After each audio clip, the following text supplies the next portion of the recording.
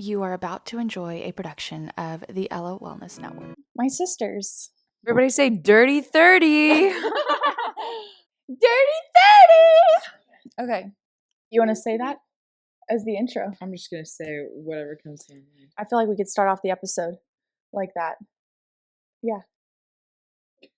Go. Let's do it. This is Wellness Fixes the Pod. I'm your host, Dr. Kelsey Vick, and I'm so happy you're here. Welcome to the Wellness Sisterhood. Dirty 30. Welcome back to Wellness Fixes the Pod. I'm your host, Dr. Kelsey Vick, a board-certified orthopedic doctor of physical therapy, a pelvic floor physical therapist, and the owner and founder of the Ella Wellness Sisterhood. And this is a super special episode because it is my 30th birthday episode. And I decided to have like two of my favorite people on, and two people who have influenced my life probably more than anyone else, and that is Emily and Maddie, my sisters. So Yo. What up? They're the reason it is called Wellness Big Sis the Pod. I am the oldest sister. Emily is my middle sister, a very typical middle sister. She is spunky. She's fiercely loyal. Will protect those and like hold them higher than anyone else. Like if anyone ever messes with them in any way, she will be the one to like have your back through and through. She's one of the ones, the episode about the middle sister with a vendetta was about with the immune system cells. We compared her to one of the immune cells in our bodies to help us better remember that.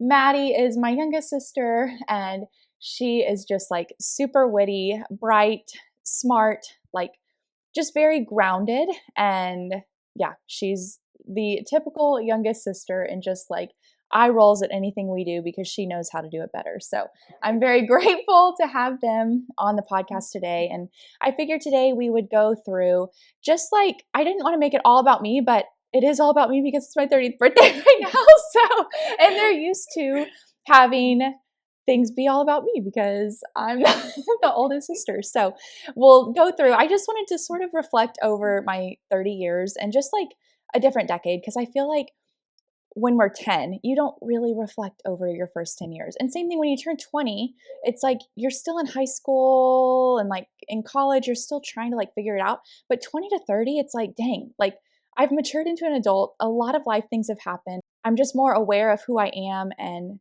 yeah, just different things and different lessons that I've learned. And they're the ones that can speak the most to it because they've been with me through it all. So I feel like it would be a fun episode to reflect over 30 years and then also have my sisters join me for this episode and just like, yeah, have a little bit of a girl chat, not very sciencey, kind of atypical from some of the some of the typical content that I release. But I thought it would be so much fun. And this is really my digital journal anyways. And so I feel like it'd be fun to look back when I am, 35, 40 on what were some of the lessons that I learned in my 20s. So let's dive in.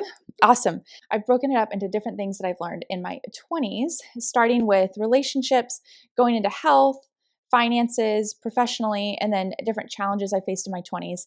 And then also just a few things that I'm still struggling with because I don't think anyone has it all figured out when they hit 30 years old. So I don't ever want to be the one to pretend that I do. Before we get started too, I have this quote, and it used to be a question that I asked a lot of patients was what, especially patients who are older in their like 70s or 80s, like, okay, what is a decade in your life that you would go relive if you could relive any decade in your life? And a lot of the women said their 30s, and their reasoning, like I'd say 90% of women said that they would go back and relive their 30s.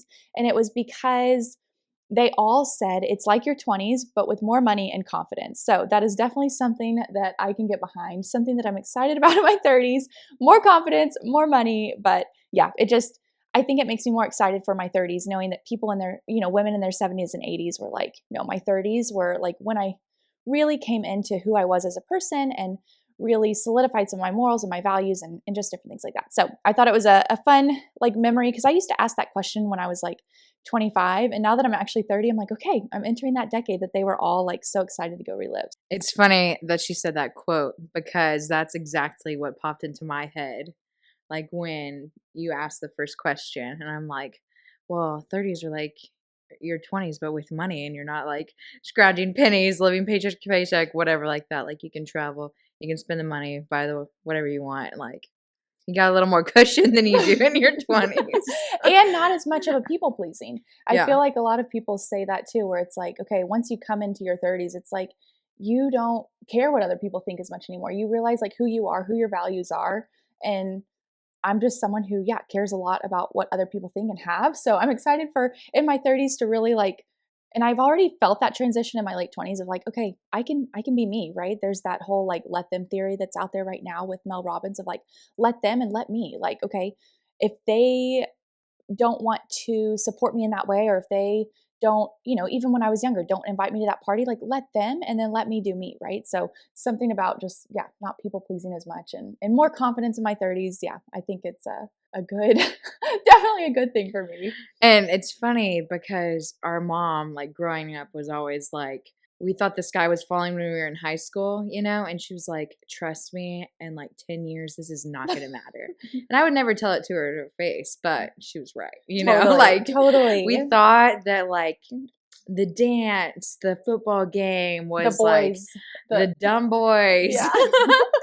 I was like, oh my gosh, nobody's ever going to like me again, and now it's just like, that doesn't matter, not at all. So, No, yeah. And even like female friendships too. Like when you're in middle school or high school, it's like if you don't get invited to something, that you are like distraught.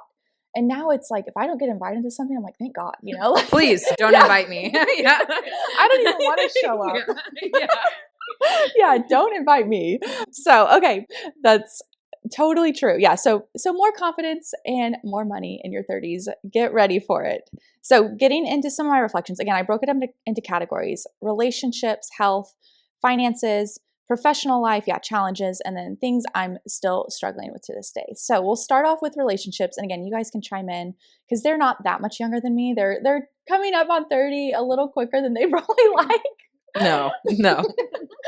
Then I'd like to think that they're right behind me and I'm like just their age, right? But okay, so my first one, your relationship with God is something to prioritize. There will be points in your life where that is all you have to rely on. It is important for you to know how he talks, when he talks, and be willing to listen. And I feel like this is just, yeah, something throughout, especially my 20s. Like in my 20s into 30s, it's like building on that relationship and just going through challenges and just different phases in my life where it's like, yeah, that's all I had at some point. Mm-hmm, so definitely. I think that's super important. And then to tack onto that, like relationship with God, but then also your relationship with yourself can be one of the most damaged relationships in your 20s. So just like you listen for God's voice, try to listen to your own voice too. Don't push it down when it tries to tell you something or guide you. Because I do feel like with the people pleasing aspect, a lot of it is pushing down what you want in order to please someone else. And some of the time that can be the most damaging thing for your ability to listen to your own voice, right? And it's something that I probably learned way too late in my 20s, but definitely a just reflection, I guess, that I have. I feel like it's also one of those things you're like out of the house at that age bracket of like 20s and 30s. Like you're out of the house in college for the first time, experience certain things for the first time where you're like, ooh, do I want to get into this crowd? Is that how I want to like pursue my future and other things like that, where it's like the first time you had those opportunities to make your own influential choices for yourself. Oh yeah, and So- does it align with who I am, or am I trying to fit into a crowd that doesn't align with who I am, or that isn't what things that I enjoy, doesn't do things that I enjoy, and you're like, oh, if that's the popular crowd, I want to go towards them, even if it's pushing away and pushing down some parts of myself that I love, that makes me, right? And the more you push those things down, the more it's like you kind of lose yourself a little bit. So, and even if you don't know like who you are, it's more like, who do you want to be? And will me taking this whatever action, will it get me to the person that I want to be, Totally. And especially like, I mean, going into college, like you have all those temptations coming at you. It's like, well, this decision impact my life? How will it impact in a positive way, negative way towards who I want to be and what I want to do in my future? Exactly. And I feel like, yeah, throughout your 20s, you're always trying to like fine tune those pathways where you might even like lose a few friendships in your 20s. I know I have it, but it's all. That's okay. Yeah, exactly. That's okay because you're able to stay true to who you are. So, yeah. Plus, I mean, your high school friends and whoever, middle school, whatever, you're not necessarily going to be going on the same trajectory in your young adulthood life in your 20s or whatever. So it's like, it's okay to be moved differently. I mean, I've always been one of those people that it's like, it's the effort that I put into the relationship that I expect out of the relationship. And I think a lot of my friendships that I had early on, I noticed as I got older and kind of where I wanted my life to go, that those people weren't necessarily positively impacting my life anymore. And yeah, it's hard. And like you come to that realization that it's like, I'm growing up, like my circle is going to be smaller. And now that I have a smaller circle, I love it. It's like I'm a pretty private person when it comes to just certain things, and I don't want everybody knowing my dirty laundry, like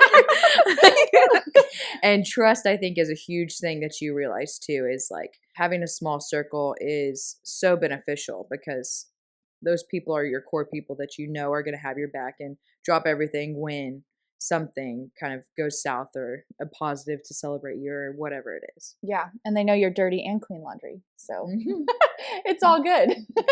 And we have the gift of like each other. So like we get our built-in best friends that like no matter what, you're going to give it to me straight of like, yeah, you messed up, or yeah, that's a good thing, or you needed to do that. Like whatever the situation is, it's like no one else can speak that truth to you like your sisters can.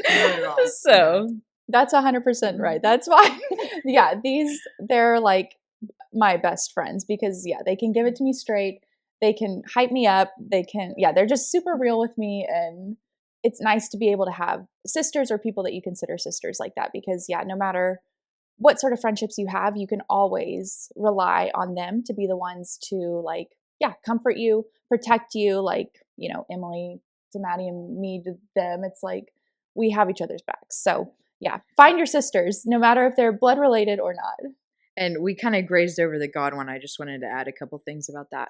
I think it's hard to realize how important he is in your life and what he's actually doing when that relationship, like for me, was in like high school and college. It was like not really that I wasn't really turning to him a lot. And I don't think, I mean, obviously I was grateful for what I had, but I didn't make that grateful comments towards God a priority. And so I think that's something that we all kind of are good at, is like leading with the grateful heart to begin with, and then following up being like, hey, can you help me with this? Or I'm struggling with this. Like whenever it's more of a open communication. And I think that's something that I've realized kind of as I get older, kind of just more the importance of like, I can't do it alone, and I've tried to do it alone many, many times and it ends up taking me on my butt, yeah. And I feel like we're all kind of there where it's like our parents just instilled the importance of having a relationship with God. And that's something that we all want to pass on to our kids. And it's something important in our partners. And I just think it's super important to continue obviously developing and growing into your 30s and just having that realization like, hey, he's always got us kind of thing. He's got your back even more than your sisters do, honestly. True. But I think on the other side of what Emily was saying too, like I think the thing that I struggled with the most and what I've realized throughout my 20s when it comes to my relationship with God and my faith is to be real with him. Like, yeah, sometimes I do approach with gratitude because that's like where my head's at. But sometimes I am like angry and upset and I just don't understand why something's happening to me in the way that it's happening. And I feel like early on in my 20s, I would approach with just this like almost false sense of gratitude where it's like, I'm grateful for these struggles because I know it's going to pay off in the long run. When in reality, deep down, I was just angry with him, right? And upset, and being real like that and bringing that to him in prayer and questioning it and knowing that that's okay, because that also builds that relationship, because being honest with yourself about that. And again, this is for me because I used to approach with that fake sort of like, I know everything's going to be okay, even if I didn't necessarily feel like it. So yeah, just being real and building that relationship, because it is a two-way street and he wants to hear your thoughts and he wants to know you. So I think approaching with gratitude when you feel like it, and always great. And I wish that was how it was 100% of the time. But throughout my 20s, I've just realized that, yeah, a real relationship is better than faking one, if that makes sense, with when it comes to your faith and your relationship with God. And he knows when you're going through it. I think it's like, we always think like, no, like he doesn't know what's going on, you know, like, Yeah. we can get through this, like, it's Yeah. fine. I got And it. it's like, he already knows and he knows the outcome, you Yeah. know, and it's like, I always feel better, like, regardless of the situation, if I speak it or like I say it, like, in our relationships, like with boyfriends, with husbands or whatever, like if I'm struggling with something, as soon as I say it out, it's so much easier to let go and move on once it's out of my head, because early on, it's like you think your partner can think or get inside of your brain and know what you're thinking. And that was a hard thing to come to terms with, like, oh, he can't read my mind? That's crazy. You know, Yeah. like even your sisters, even your parents or whatever, you know, it's like just letting it out there and getting it out there for more of a healing internally too. Yeah. I No think matter the is relationship. yeah, No matter the exactly. relationship. Exactly. Yeah. Okay, next reflection. Marriage. Speaking of another Segue. relationship Yeah. segue, but marriage is the biggest blessing. Focusing on building each other up, having fun and small or having fun and then small daily sacrifices. Remember, a relationship is a two-way street. If you see something wrong in your partner, make sure to take a look at yourself first and forgive early and often as long as you're ready. I was talking about this with actually one of my cousins. She is in high school right now and struggling, like, or we not even struggling with the relationship, but just we were chatting about her relationship and how there's the quote that always goes around, like, if he wanted to, he would, kind of thing.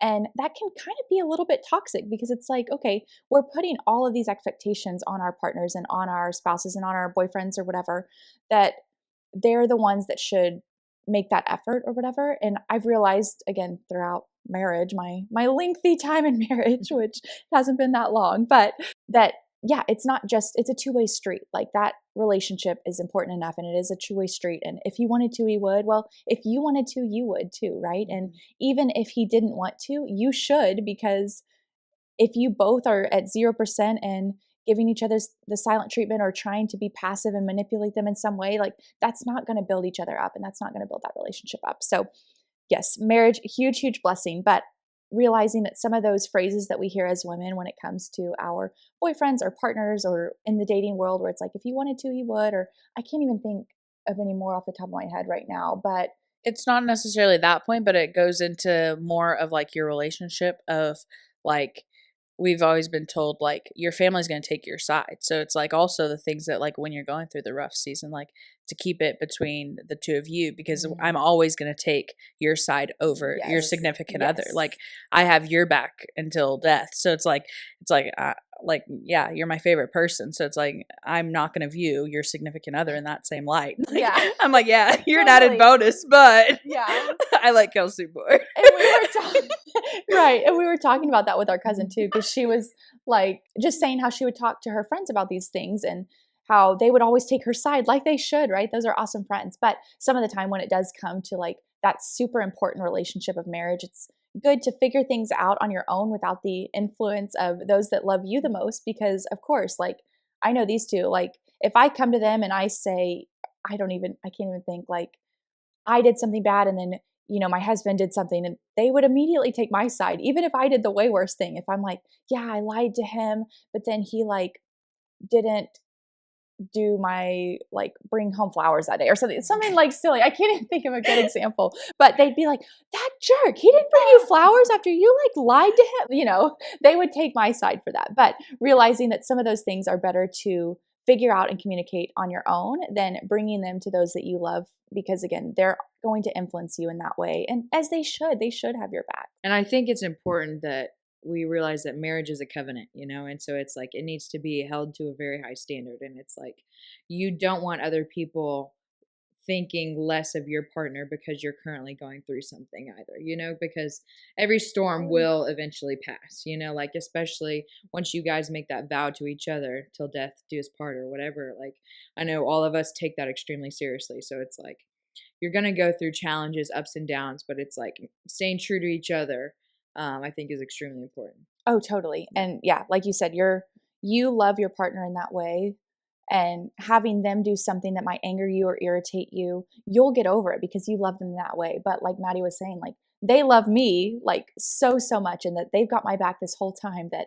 they will not let that leave their head, right? They're the little sisters with grudges, right, against anyone who's ever wronged me. And so yeah, bringing that to them, sometimes it's better to communicate it's definitely better to communicate with your partner, but also keep it a little bit private. That way you're not being influenced to make a decision based on people who will 1,000% have your back and not approach it from this non-biased perspective.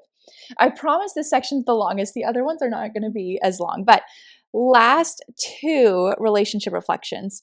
Support your friends in public and in private. Be exclamatory with your praise, support, prayers, and love. I feel like especially with female friendships and like sisterhood and stuff like that, it's a lot of the times I found myself cheering them on from far away without actually like texting them or even like congratulating them. And I feel like it makes such a difference when my friends even text me and it's like, hey, I see the effort that you're putting into this. You're crushing it. And it's just like heartwarming, right? It like really makes you feel excited for what you're doing and motivated and just fills you up a little bit. And if you don't make the effort to reach out to your friends, who do you think is, right? Like they're my best friends. Like, I have my best friends that I'm trying to cheer on all the time because if those are close relationships for you, then you should be the one to cheer them on. Who else do you think they're going to get it from if it's not from some of their closest friends, right? So, and it takes 5 seconds to do it. It's not like it takes a lot of energy to be like, hey, whenever this first thought comes to my mind, oh, I like the girl's sweater. Like, it could be as simple as that. But I think, just kind of whenever you have a positive thought, especially it's like we all want to be the girl's girl, totally. like we're all up here to lift each other up. And I think oftentimes with social media and everything nowadays too, it's so easy to be torn down and not recognized for all the hard work that we're putting in. Yeah.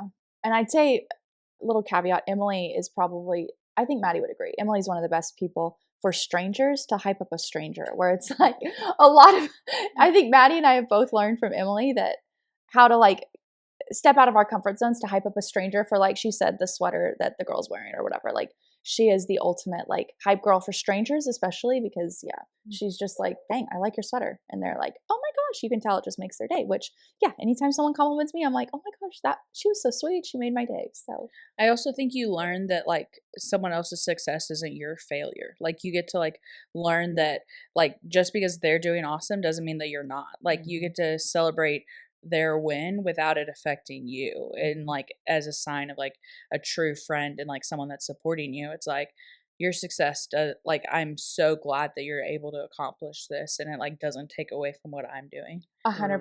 No, that's like probably the best point because like what is the phrase? Like a rising tide raises all ships, where it's, if you're ever feeling jealous at all for one of your friends, even, because that happens too, I feel like one of the best things to combat that is to congratulate them and celebrate their wins and realize like, okay, no, like an abundance mindset, a growth mindset, where it's like there is enough opportunity around for all of us. If I am getting to celebrate them in that way, great, because my time's going to come and we can all celebrate together. But I think that's so important because it breeds jealousy when you're sort of quiet about it. There's that phrase that comparison is the thief of joy, and I think that's so true. It's like just because somebody has something else that you don't have doesn't mean that you aren't blessed and grateful for the opportunities that you have that they potentially don't have. Totally. Yeah. Stay tuned for the comparison thing. That's coming up a little bit later. Oh, but sorry. No, you're good. That's Jump perfect. the gun. No, because that's one of those struggles I feel like that we all go throughout life. So that's in my like challenges section. Something that I'm still struggling with and still challenged with is that comparison, because it's hard. And comparison is the thief of joy. And I feel like with social media, there's so many good things that come out about that we can be inspired by, but there's also like we're constantly comparing to everyone else out there. So it can be hard. And then, last relationship one. People feel connected to you when you talk about them and their interests. Make those you interact with feel important by listening to them, caring about what they've done in their lives, where they've been, their families, and oftentimes that will mean the most to them and create that like solid relationship. And I feel like I've noticed this the most with patients, especially like in interacting with people in a professional way, like my professional relationships, because people just feel more connected to you, even if you're not sharing anything about your life and you're prioritizing them, like making them feel important rather than listening to talk, like listen to actually listen, because they do pick up on that. Like if you're, kind of waiting for them to finish their story, they're going to pick up on that. But if you're actually actively engaged and asking them questions about their life or asking them questions about their kids or their grandkids or yeah, where they've been. Like one of my favorite questions is like, okay, what brought you to Austin, which is where we are, or what brought you here? How did you end up doing that? Like you traveled here, that's super cool. And just hyping them up and talking about them helps build that relationship and help them feel more connected to you. Yeah. One of my things that I love, I call it active listening.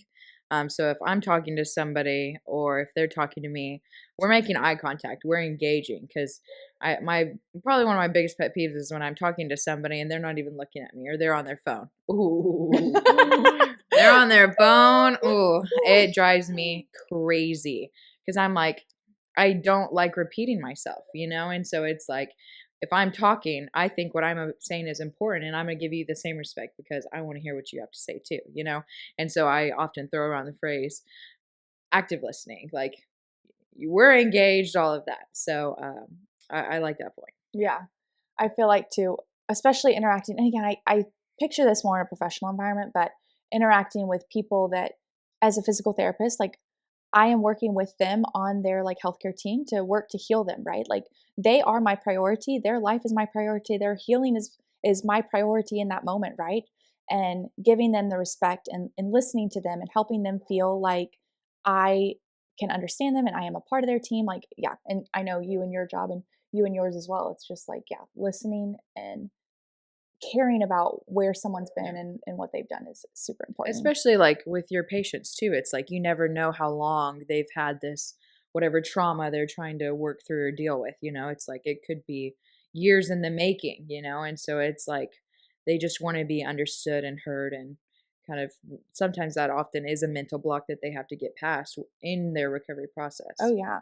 And a lot of the times, especially I know probably many of you and as I have had too, like poor experiences with people in the healthcare field where it's like doctors have 15 minutes with you or sometimes not even, right? It's like 5 Yeah. minutes and you just don't feel listened to and then they're coming into physical therapy with this sort of barrier up already. And again, this is no hate to the doctors because it's how our current like medical system is formed. Like it is, I have no doubt that all of these doctors really do want what's best for their patient. They just happen to be in a system that doesn't allow them to treat the patient in the ways that they would probably even want to treat them. So no hate at all to the doctors. It's just how things are. But I do have so many patients where it is like they have this barrier because they think that I am going to have this quick interaction and just be very surface level with them when in reality it's okay to get a little bit deeper because I have this later on and we can talk about it now, but I have on here like something that I've just been reflecting over with schooling and education, but then also with my own clinical practice as a physical therapist is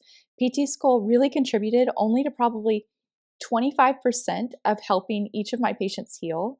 What really helps is the connection you form with them, the ability to listen to how they feel in their bodies, and the effort you put into expanding your own practices and biases. So, same with the active listening, like the ability to connect with a patient or connect with someone in whatever field you're in, I feel like helps them either heal or buy what you're selling if you're in sales or just understand where you're coming from when it comes to like professional life. But yeah, I think education and like the actual PT school that I went to only contributed about 25% to someone's healing. Like the rest is all just connection and them believing in what I am bringing to their team and how I'm able to like approach their challenge and their body issue or whatever it is. So, to add to that, I'm in sales, and kind of one of the best things that my dad, who's also in sales, has taught us is people buy from people they like. And I know it's probably in books everywhere, but it's so true. It's like a customer can see right through the fakeness.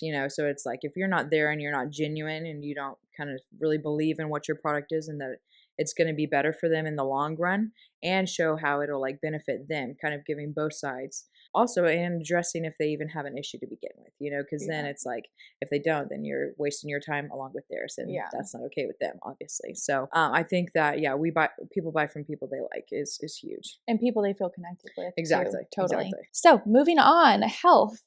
This one's a little.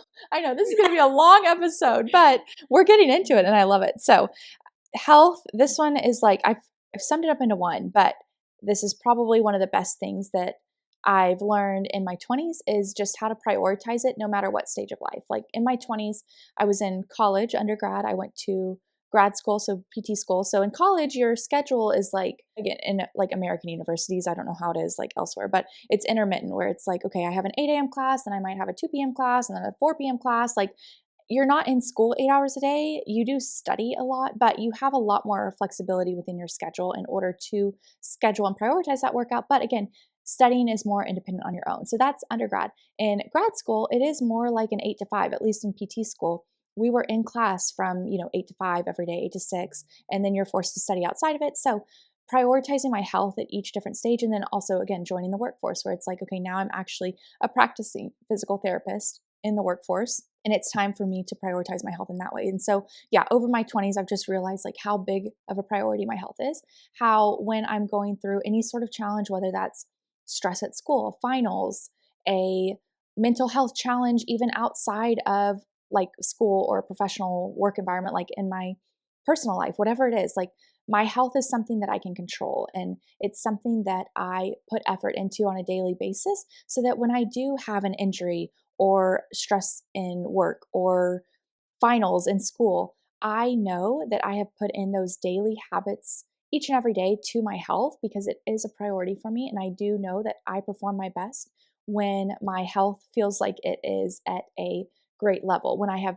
put in even just like brushing your teeth, right? Or exercising every day. I hope you're brushing your teeth. Yeah, no, but I'm just saying, like, it can be something as simple as that, where it's just like that can be your healthy behavior for the day, even if I mean, hopefully more than that, but Yeah. even if you do feel like you're super stressed or whatever. So, yeah, I think your health is sometimes the only thing you have control over. Make sure you're making the daily decisions and putting in the daily efforts to take care of your health. Exercise, drink water, brush your teeth.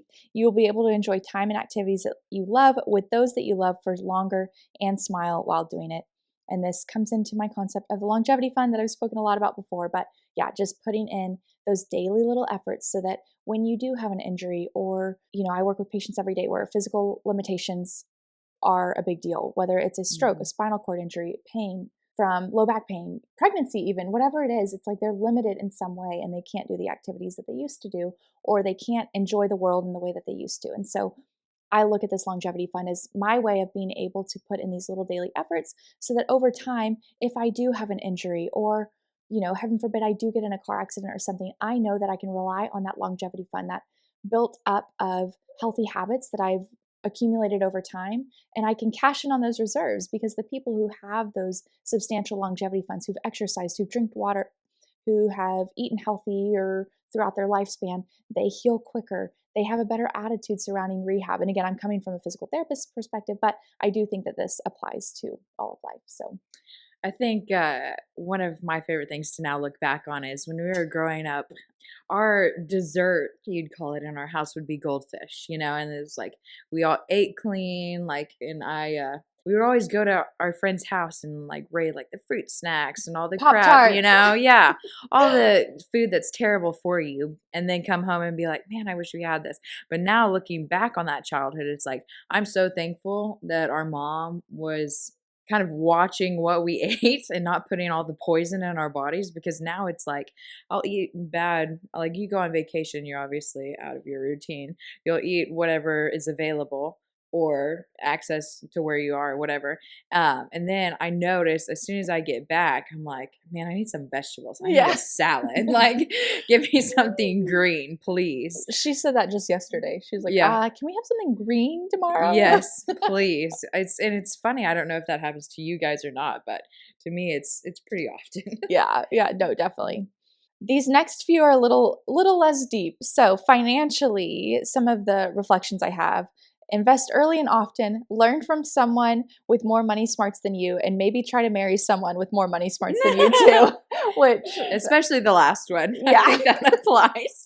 That really applies because they'll call my husband for any of their questions, honestly. And like, my dad's very savvy with that too. But for some reason, I guess approaching someone who's maybe more y'all's age or like in that life stage, Not our father. yeah, is a little easier. So yeah, that was my financial one. Well, and now our father tells us to call her husband. He's like, I don't know, this is what I would do, but call him. So that also helps. So yeah, marrying someone helps, but I do think there's plenty of resources. And now that I'm learning more about it too, it's like there's tons of podcasts that I love listening to just about different approaches. So professionally, Work freaking hard in school and in your career, but don't sacrifice your health or things you enjoy in the pursuit. And again, that just comes back to there's certain things you can control. You can control how hard you work. You can control the effort that you put into certain things, especially in school, in your career, and in your health. And I think all of those have priority. And again, as we said, like relationships with God, relationship with yourself, and relationship with those that you love the most, whether that be your spouse, your partner, sisters, whatever. Another professional one, your dreams can change, and that is okay. Give yourself grace and time to figure them out, knowing it is okay to pivot. I feel like in our 20s, it's just like, again, with the comparison thing, you're seeing how everyone else is approaching their lives, the path that their life is on. And so it's just really easy to compare and realizing that, okay, my dreams are my own. I can go after them. But again, it's okay if I pivot. Like I've pivoted probably like 4 or 5 times in my 20s, realizing like, oh, actually, maybe this isn't what I want to do. Maybe this isn't what I want to do. So just giving yourself the grace to figure it out. Your 20s are the time to do that. And honestly, even your 30s too. But 20s, definitely just pivot, figure it out, learn a little bit. If that's not where you want to go, pivot again and go somewhere else. I read this great book probably when I was like, honestly, it was when I was first out of PT school, because I do remember this just changing my perspective. Because again, when you're a new grad, no matter what you're graduating from, undergrad or grad school, you have a lot of imposter syndrome. And this book really just clarified that and brought light to like some of the good things about being a newbie in a field. And it's called Range, How Generalists Thrive in a Specialized World. But it talks about people who are in the tops of their field, even Picasso, where they did not, it kind of debunks the 10,000 hour rule where they say, okay, it takes 10,000 hours to become an expert. Well, actually, that's only for a select few people. Like Tiger Woods is always thrown out there. Okay, yeah, that's him. But if you look at other people who are experts in their field, whether that be art, music, mathematics, chemistry, they go through all these different industries and they show how a lot of the people who are the top in their field have a history of trying something, quitting early when they realize that it's not in alignment with what they enjoy or what they're good at, and then pivoting, quitting that early and pivoting. Picasso actually tried art really early on and was not good at it, so he pivoted to something else, and then later on when he was in like his 40s, I think, he finally went back to art, and that's where some of his most popular pieces have come from. But people who are the experts in their field oftentimes pull from a variety of different experiences, and so that's where our 20s come in. And I think that's like, it was just eye-opening for me to read that book and really just validated how I was feeling as a new grad after PT school. Well, even in college, like going into college and not knowing what you want to do for the rest of your life is very much okay. Like, Yeah. I think it's often looked like upon that, oh, you don't have it figured out. No, it's fine. Who has it figured out? Like nobody. Yeah. Like everybody is going through life for the first time, like it's, yes, they might be considered an expert, but I'm still sure that they're learning something daily, if not weekly, whatever it is. Right. And they should. Yeah. They should be If learning not, something. then Yeah. pick up a book. Right. There's plenty to learn. There's plenty to learn. Totally. Okay. Last professional one. Prepare, then be courageous enough to act. You'll be surprised how much you enjoy something that took a lot of courage that you might not have gotten to experience had you sat on the sidelines. And I feel like a lot of this has come over just starting this business and reaching out to different people and then realizing that the things that I am most nervous about before, it's because I care a lot about, and that after whatever that, a lot of it is live events. So I'm thinking specifically of live events that I've held with different sororities and just different girl groups and different things like that. Like I am super nervous going into those, but I know I use that quote from We Bought a Zoo. That's what I was literally Yes! about to say. Yes. What is it? 5 seconds of insane courage or something? Yeah. All you need is 5 seconds of insane courage. I literally say that before I'm going into some of these events because I'm like, okay, Kelsey, you know that you are going to just like be so excited after this event if you just push through this fear right now. And so, yeah, being courageous enough, because a lot of the times I feel most fulfilled is after these events when I've like shared education about our bodies, shared the physiology, the anatomy, the knowledge, the science behind it all. So that's kind of where I was coming from for that reflection. Yeah. Well, and it's not even just you and your live events. It's everybody in an interview or, I mean, you moving to a new city, you going and starting something new, like walking into a room where you know nobody, whether it's a work event or whatever, like just having that courage that you can do hard things and you'll come out feeling even more empowered after it, I think is Totally. huge. Totally. Yeah, Yeah. definitely. Or just getting more comfortable with the uncomfortable of like, Mm. you don't have to be comfortable to go through it. Like you grow through the uncomfortableness of like meeting people you don't know before, or moving somewhere where you don't know anyone or anything like that. You grow through those experiences that form you to who you are now. And they get easier the more you do them. And Mhm. so, yeah, I feel like the very first live event for me, I'm like, oh my gosh. But then, the third, fourth, I'm like, no, I got it. And I feel good after knowing that. And having the courage to do that really elevates your view of yourself, because you're like, I can do hard things. I can Mhm. fight through that discomfort. So, yeah, Yeah. totally. Okay. Last one, challenges. My reflection over challenges. But the largest challenges have a way of showing you where your values are. Some of my greatest challenges have shown me who I am and what I value. And sometimes I don't like the answer, but knowing it at least helps. So I feel like, yeah, going through just different challenges within my 20s, it's like I'm trying to think of the very first challenge. Again, I've had lots of challenges, but like major life changing ones. One of them was when I was applying to PT school, and there was something that was completely out of my control with my application. And I was just like beside myself. I was like gripping on for dear life. I was emailing anyone I could to try and change it. Like I was doing all I can to make it in my control, when in reality, it just was a challenge that was put in my life in order to help me release that control a little bit, because yeah, I want to be in control, and it's not something that I like about myself. It's not something that I like take pride in, but having that challenge really showed me that I do need to have that control. And so a lot of the time when I do face these challenges, I realize, oh, it's because I'm trying to control that event or that circumstance or that person or whatever. And it's like, no, no, no, Kelsey, you need to take a step back, breathe a little bit. This is where some of that like reflection comes in handy. So, yeah. Okay. And then to be real, a few things that I'm struggling with. This is the last little part, because I do feel like this episode can come off as like, we're perfect in our 20s and this is all we've learned and this is all that yeah, definitely not that. I'm the furthest from perfect. That's true, actually. If I had to pick one person, no, no, we all are, but Perfectly imperfect. perfectly imperfect, yes. But I don't want this to come off as like, yeah, just very like bossy of like, this is how you should live your 20s, because it's definitely not. These are just more reflections for me and for my sisters too. So We are not all knowing. no, oh my gosh, no. We're not trying to get that across. We are going through it too. Yeah, they're still in it.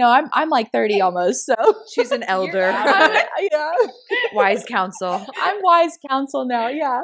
No, but a few things I'm struggling with. So 30 in general, and again, some of you guys might be going through this too, but 30 is a weird age because you have friends who are married, have had multiple kids, you've had friends who've been divorced or are still single, working to find that person. You have friends focused on their careers. Like there is so much life variety that's happening right now as I turn 30, and I am like kind of stuck in the middle of it. And so learning to be okay with being in the middle and not fitting into a certain category when it comes to different things, like even like Bible studies, right? It's like they have Bible studies for young adults.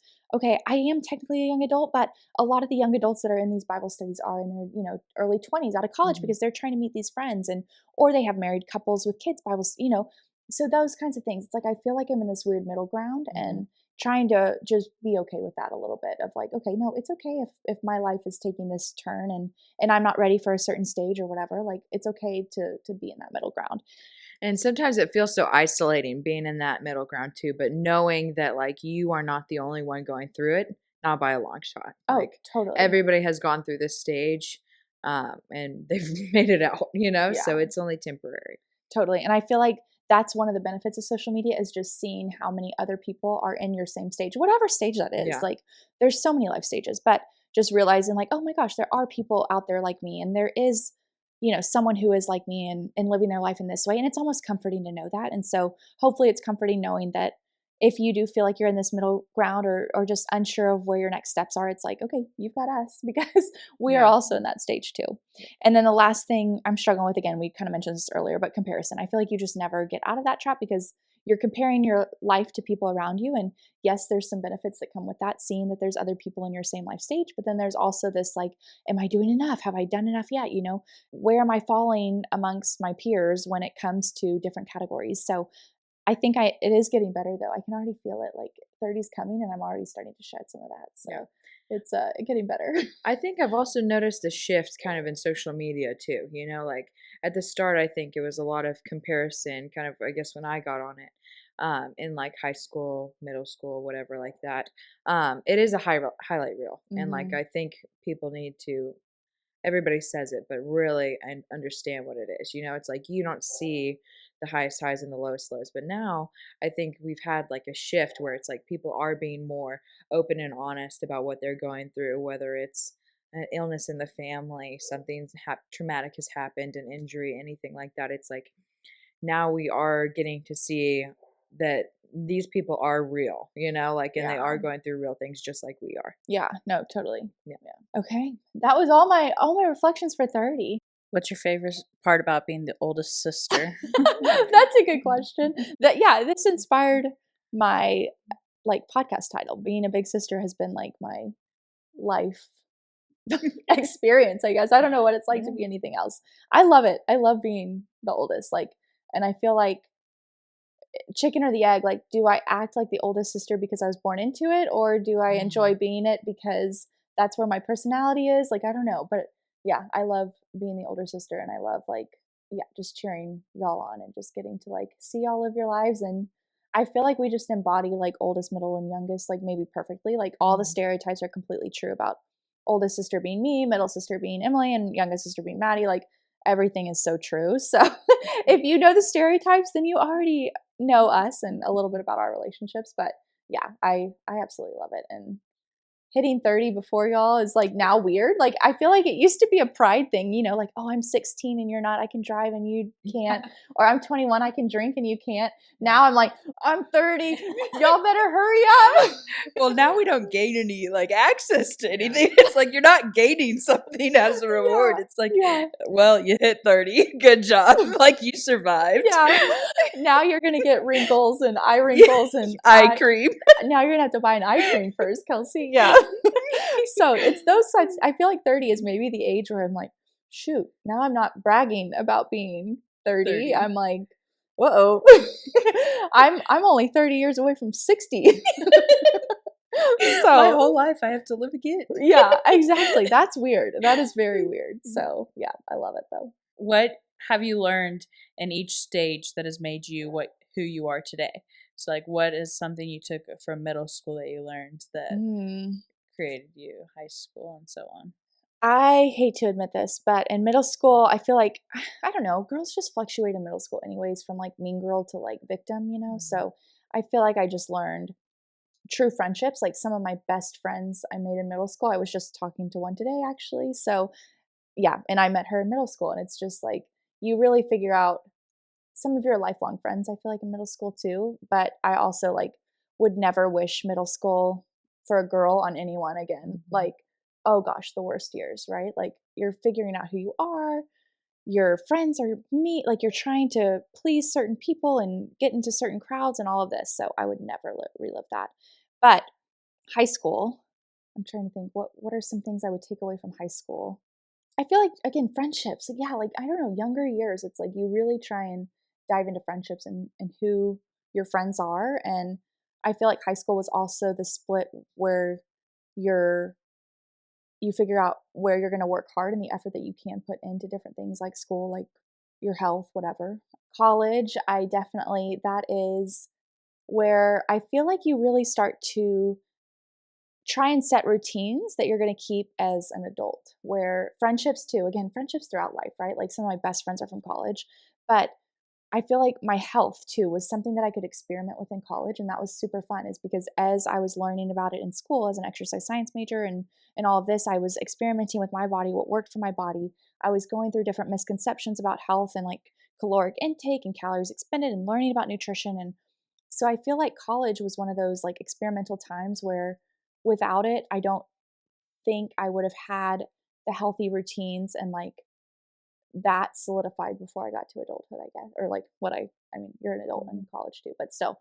And then same thing, yeah, hard work. Like you realize your parents aren't over you in college. And so the effort that you put in is up to you. And you have to be intrinsically motivated in order to do that, and not just extrinsically motivated by your parents saying, good job for this grade or whatever.